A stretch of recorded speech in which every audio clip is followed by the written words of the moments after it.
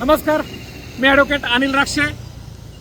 आज आपण आलो आहोत कर्नाटक राज्यातील दावणगिरी जिल्ह्यातील हौदेगिरी या गावी, म्हणजेच आपल्या महाराष्ट्राचे थोर सुपुत्र स्वराज्य संकल्पक शहाजीराजे भोसले यांची समाधी स्थळ या ठिकाणी आज आपण आलो आहोत। आपण बोर्ड बघतोय आणि आता आपण शहाजीराजांच्या समाधी स्थळाकडे जात आहोत। या ठिकाणी आपल्याला दिसेल भारत सरकारतर्फे आणि कर्नाटक सरकारतर्फे हे स्मारक एक राष्ट्रीय स्मारक आणि संरक्षित वास्तू म्हणून या ठिकाणी हे प्रोटेक्टेड स्मारक म्हणून घोषित केलेलं आहे।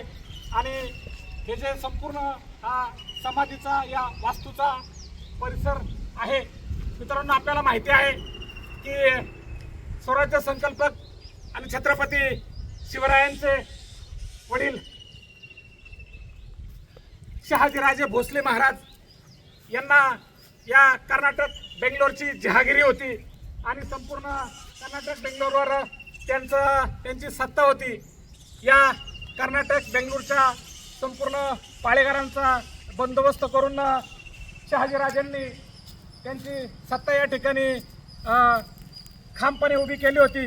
आणि या आपल्या शहाजीराजे महाराजांचा 23 जानेवारी 1664ला शिकारीवर असताना एक अपघाती त्यांचं निधन या ठिकाणी झालं आणि आपल्या राजांची समाधी या ठिकाणी बनवण्यात आली आहे। त्या समाधीला आपण आज मानवंदना देतोय आणि या समाधीचं दर्शन घेण्यासाठी आपण आज आलो आहोत। ही आहे आपल्या शहाजीराजे भोसले यांची ही समाधी। मित्रांनो, ही आपल्या एक स्वराज्य संकल्पक शहाजीराजे यांची भोसले यांची समाधी बघतोय। हा समाधीचा संपूर्ण परिसर आहे आणि या इथे सांगितल्याप्रमाणे हा जो एक चिरा आपल्याला दिसतोय, हा शहाजीराजांचा जो एक आवडता घोडा होता, त्या घोड्याच्या स्मृतीप्रीत्यर्थ हा चिरा या ठिकाणी स्थापित केलेला आहे।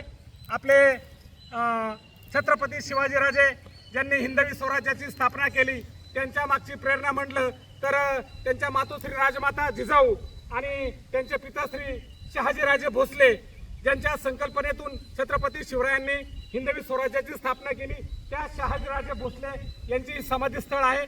या समाधीस्थळाचा आज आपण दर्शन घेतलेलो आहोत आणि या निमित्तानं एक आव्हान मी आपल्या सगळ्या मराठी बांधवांना किंबहुना संपूर्ण महाराष्ट्रातील जनतेला किंबहुना महाराष्ट्र सरकार आणि केंद्र सरकार आपल्या गडप्रेमींना करतो की आपल्या राजांची समाधी या ठिकाणी एक राष्ट्रीय स्मारक म्हणून घोषित व्हावं आणि अत्यंत त्यांचा जो दैदिप्यमान आणि शौर्याचा इतिहास आहे, एक छत्रपती घडवणारा पिता, एक शौर्य आणि पराक्रमी योद्धा म्हणून त्यांची जी प्रतिमा आहे ही जगासमोर यावी, यासाठी आपल्या शहाजीराजांचं स्मारक या ठिकाणी एक राष्ट्रीय स्मारक म्हणून घोषित व्हावं आणि अत्यंत मोठं स्मारक या ठिकाणी सरकारतर्फे करण्यात यावं अशी विनंती मी आपल्या सर्वांना या ठिकाणी करतो।